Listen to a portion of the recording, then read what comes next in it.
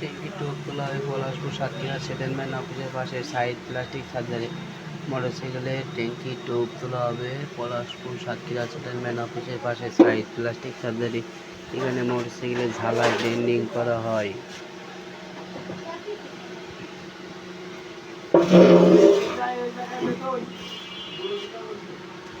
ট্যাঙ্কি টোপ তোলা হবে পলাশপুর সাতক্ষীরা সেটেলমেন্ট অফিসের পাশে সাইড প্লাস্টিক সার্জারি। ট্যাঙ্কি টোপ তোলা হবে।